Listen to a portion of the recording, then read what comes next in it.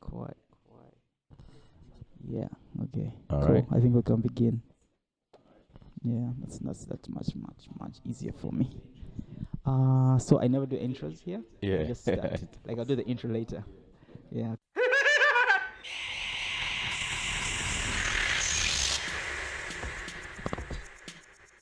In this episode of Madhouse, we speak to Reverend Captain Gideon Muhima about his life as an artist and joining ministry and applying his creativity to serve the Lord. Cool. So Reverend Captain Gideon Yes. Muhima. Yeah. Those are the full names, right? Yes. Gideon At the end of the- Muhima. Yes. Okay. Yeah. Cool. Just introduce yourself. All right. Sorry, that's a rabbit in the house. Just locked. Okay. Because I was like, well, are we Yeah. we're not alone here? Yeah. Okay. It's a rabbit. So I'm Gideon Muhima. Cool. The titles are Reverend Captain. I'm not sure. I usually they usually get lost in the. I mean, my name gets lost in the introduction because of the title. But yes, I'm Reverend Captain Gideon Muhima. I serve at All Saints Cathedral as the youth pastor currently there. Okay. And I've been at All Saints for the last, well, most of my life, but working there as in this capacity for the last 5 years. Okay. Yeah. Cool. Yeah. Okay, that's very interesting. But most of your life, so you were born at All Well, Saints, yeah. like- So my dad is Yeah. is a retired clergyman. He's a Okay. retired bishop. Okay. But growing up, he was working for an organization called African Evangelistic Enterprise, Okay. and for the longest time, growing up, I was attending All Saints Cathedral, Okay. Sunday school, all through the children's ministry. Okay. Then I joined TFC and I went through the Yeah. system. So yeah, I'm a TFC. child of All All Saints. Saints. Yeah. Shout out to All Yeah. Saints. So I wanted to know, in this, where does this sort of like thing for getting to this? So is this the reason why you're Reverend Captain, or No. like were there other things you wanted to do outside? It's the ministry, farthest like- thing. Yeah, and I'm like, what were the things you wanted yeah, to do like, when you're like Growing up, I was interested in the sciences. But while I was interested in them, they didn't seem to be interested in me, considering our education system and how, in my opinion, bogus it was. It was not going to work for me. It was going to work for guys with high retention, guys who are very analytical, and I was more of a creative. So yeah, the education system wasn't going to work for me. But I wanted to be a genetics engineer. I was into biology, and then I also thought maybe an aeronautic engineer, eventually into physics, but math was my biggest challenge. Mainly, I want to blame my teachers for this. They didn't know how to handle people like me who were slow of learning.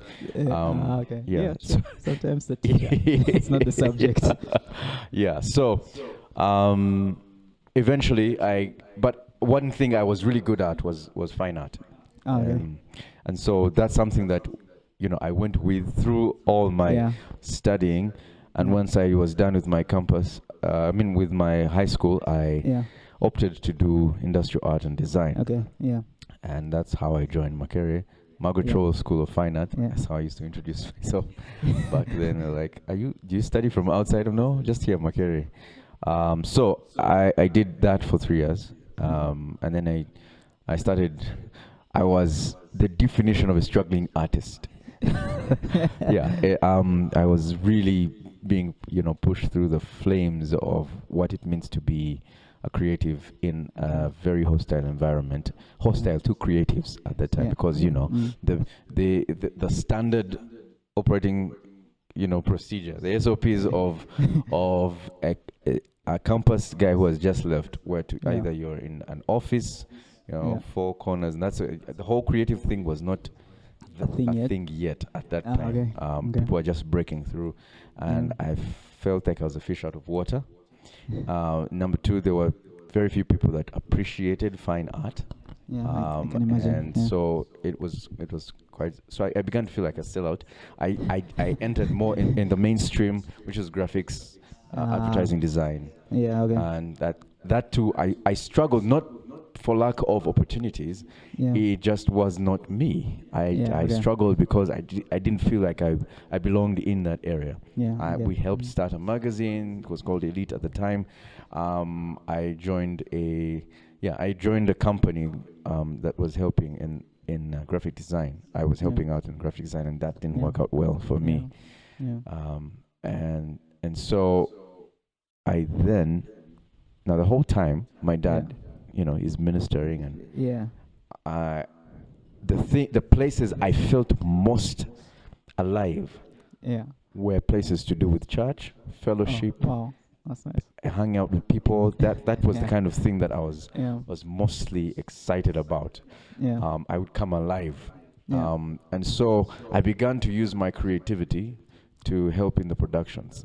So we started off with an Easter production. I remember at that time, because the cantata was Christmas time, that was Watoto. Watoto had Christmas down.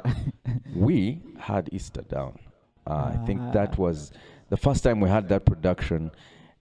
We were planning to have it just one day. We had it for a week. Like every day, every other day we were having that same production, and people were asking for it. And interestingly, I was the one who had done the painting, the backdrops, and all that. And I was acting at the same time. I was the main actor in that show. It was. I was alive in those moments, but because people didn't recognize them as jobs or as places you can find an income or and let me just say more specifically, purpose. People, we grew up thinking you find your purpose in what gives you money. And that was the environment I was growing up. So creative in that space was going to die, basically. And for me, because I was expressing my creativity in those spaces, it felt like it was useless because I can't express it outside those spaces. So and no one could recognize that. So people would always ask me, what are you doing? What are you doing with your life? So I felt very lost in that period until I joined. I had an opportunity to go to California and worked with the church there. And the whole thing felt like it was meant for me to flourish. I was in their creatives, I was in their pastoral teams, I was everywhere because it was like an internship. There was a connection between that church and my dad's church. And so it opened my eyes. This is the African Evangelism Enterprises. No. So my dad became bishop up country. So we moved up country. And even there, I began to feel more alive with the people up country, just to see, the way I was trained in school and in my thoughts, it was helping me feel or see things differently. And my passion for people, and wondering how better can we do this? What picture can I paint for people's lives here? And so the church that came for a mission in that place found me there, and felt like I would be a very good connection. And so they asked me to go there and be a part of the church and participate in all their life, the life of the church. And that's where everything came alive there. Everything made sense. Me serving there, and I didn't have money, right? But I felt like I was richer than most guys who were working back in Uganda. And so when I returned, again, I was slapped in the face with the reality of what it is here. Here, what defines your purpose is how much money is you in make. your bank account. Again, I felt like a fish out of water, but it had given me a good foundation. Going to that church had given me a good boost. Like, this might be where you need to go. Of course, everyone is saying no. That was because it was California. It was like, obviously anyone would flourish in California. Well, that's not true necessarily, but but because I knew that this was where I was headed, jobs began to be very hard for me to get, particularly because I wasn't looking for them, but also because what would come my way wasn't my thing. And one in my mom took me once to Prayer Mountain, Yeah. thinking maybe there's something wrong with generational curses and all that. I'm like, Yeah. no, not really. That's Just yes. But I went with her and we prayed, and Right. in that moment, God assured me, I felt like God assuring me, I have got this. There's something I'm training you in. Yeah. Mm. And so I began to try to learn, and eventually, one day, Yeah. I was offered a job, advertising design. Yeah. And so previously, the jobs I was getting were paying me very little. That graphics job, I was Yeah. earning 4,000 shillings a day. Wow. Yeah, so that's just transport. So lunch, So I would walk long journeys Ah. and then get a taxi so that I can have some money for lunch, a snack. Yeah. I was skinny. It was Yeah. crazy. Gotcha. But this time around, these guys were giving me about 4 million, Nice. and that they offered the job there. Yeah. And then I asked them, so what is expected of me? And they said this phrase: Yeah. you must do everything it takes to get the job done.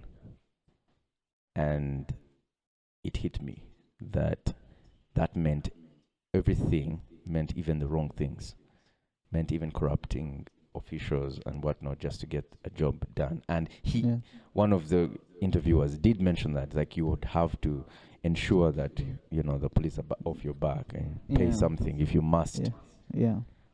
And I turned down the job, and everyone who knew I was going to get that job was like, "You must be outside your mind to turn down that job after having 3-4 years with no Money. yeah." Yeah.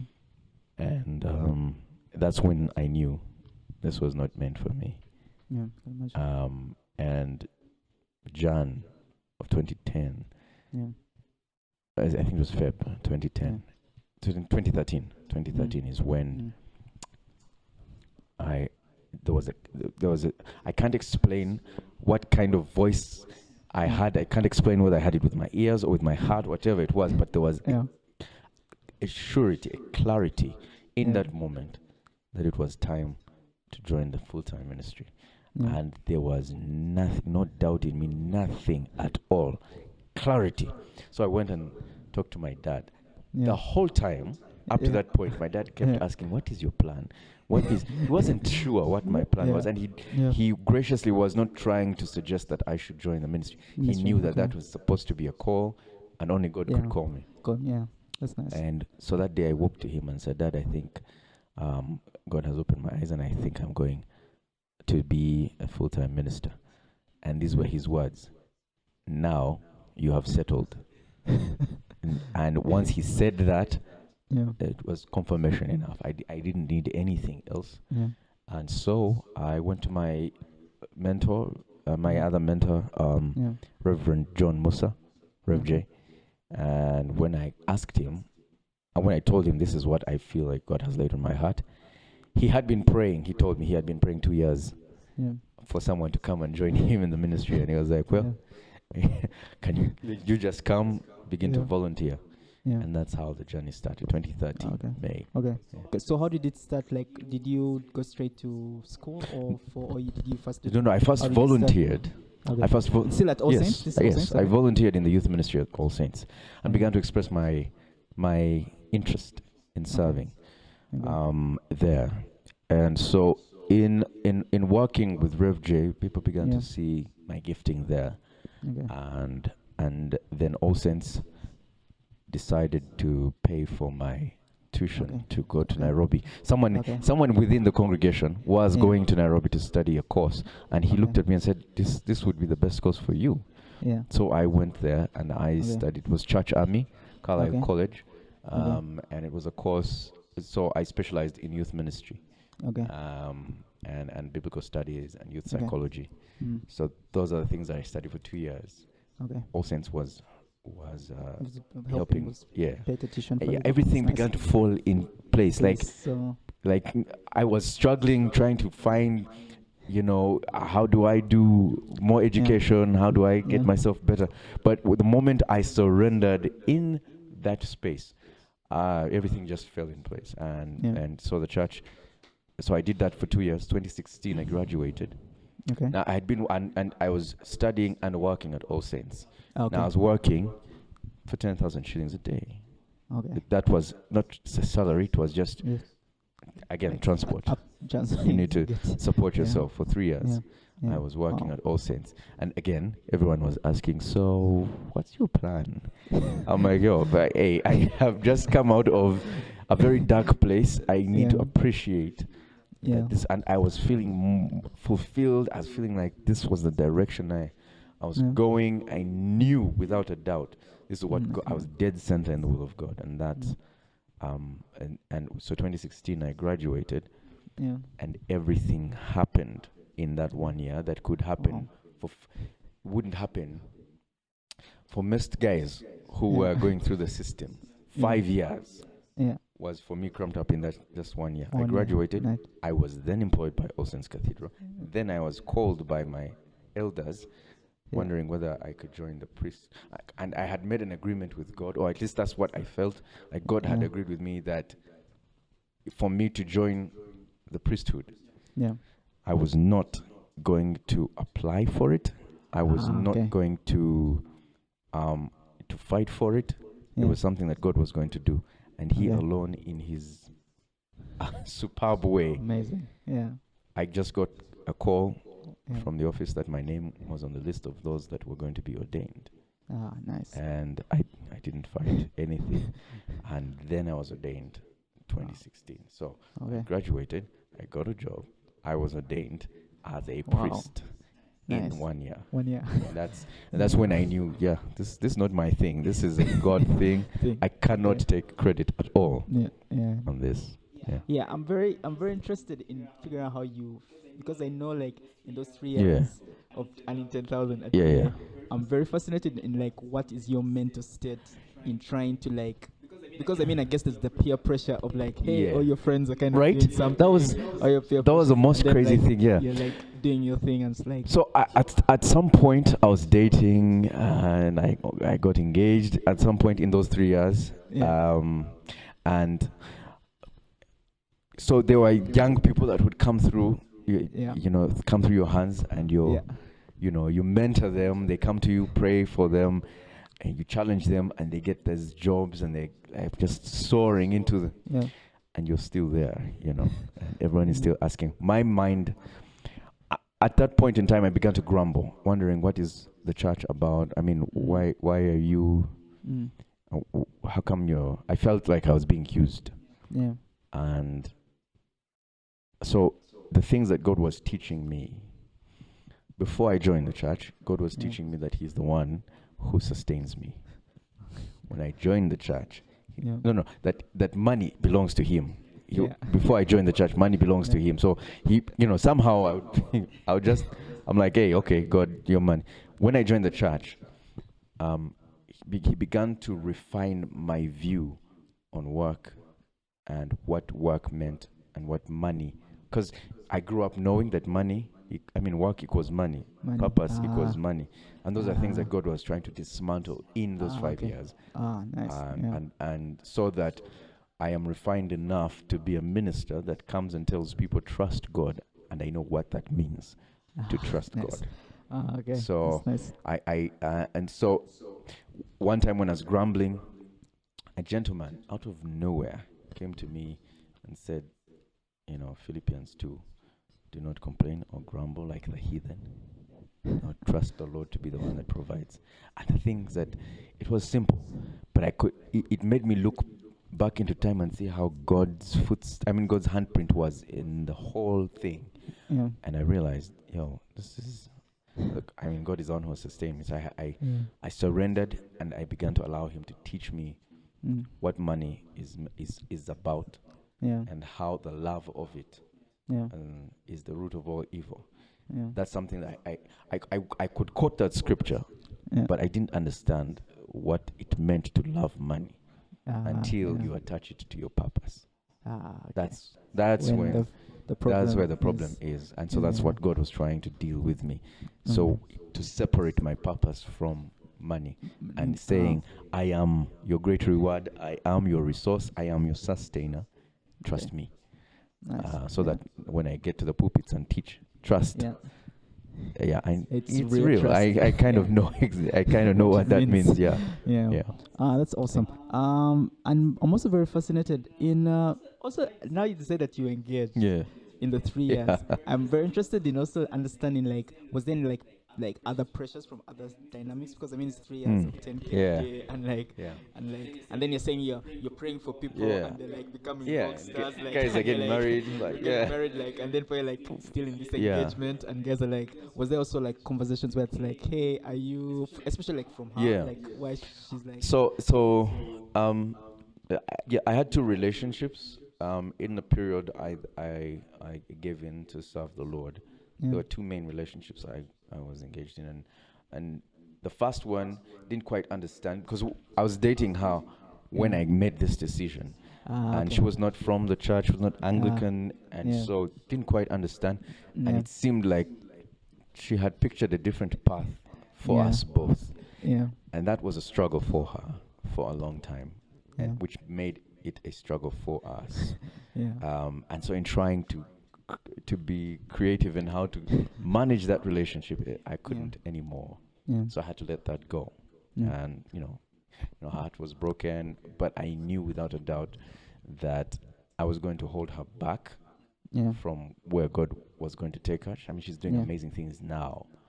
But I also knew that if I had held on to her, even for me, I was going to be held back quite a bit in that. And then I entered into another relationship, which is where I got engaged. But for that one, God needed to deal with the sinfulness of my heart. But the pressures were there. And it was around the time that scripture was thrown at me: do not complain or grumble, because there I was under the pressure. I need to get married to this lady, but I'm only earning 10K, and she's coming from a well-to-do home, where nothing lacks. And so everyone is like, are you sure you want to go down that road? It would seem like that's not something you want to do right now, not while you're at this stage. I mean, there's lots of other things that encompassed that, but I was blinded to that. And then God had to deal with my pride. My pride led me to a lot of sin. I now can say this freely, but back then it was difficult. But I was living a sinful life, a rebellious life, even while serving God, because I was blinded by this relationship and blinded by my own arrogance and pride to see what God was trying to do, or to see what people were trying to say. So God was allowing this. So when we broke up, it broke me and shattered me completely. So you broke up after the engagement? After the engagement. It's like everyone had known we were engaged. I gone down one knee, given that ring and everything. But it didn't work out. And in that, the reason, part of the reason why it didn't work out, that year, God began to address again the sin of my life, and I needed to make changes that were going to affect the way she and I were living. And that created a lot of tension until it strained so far, and she snapped. She was like, no, I'm out. And that crushed me. It crushed me hard. And that's exactly where God wanted me to be, crushed, so that He alone can be the one to bring the pieces back together. Because no one else could. Not my parents, not anyone, not my mentor. No one could help me deal with a broken heart that much. Because I had really, my issue was that I had loved her more than I did God. And that is a very bad place to put someone. And so God was like, okay, we're going to have to crush this heart a little bit. And then, so God became priority. So I broke up the year before I was ordained. Oh, wow. Okay, the year before you So I broke up in 2015, Yeah. and then 2016, all these things happened. Okay. You get what I'm saying? So it was as if God was just putting a like yeah. reset, It was right? like Yeah. a reset button. This is where I wanted you to be, but your heart needed to be dealt with Yeah, for you yeah. to be there. So that's Oh, yeah. those were the pressures that were Okay. going around at that Okay. time, and of course, people are looking at me like, you're very unserious. You're not really. You're not Yeah. a hard worker. You're Yeah. just looking for the easy way out. I'm like, guys, I don't think there's no easy way out of this. This Yeah. yeah. So I was a fish out of water. I was a sore thumb to most. I was so the being a creative Yeah. and being trained all through doing industrial art and design Yeah. Yeah. pushed me to do things differently from Yeah, I everyone. get it.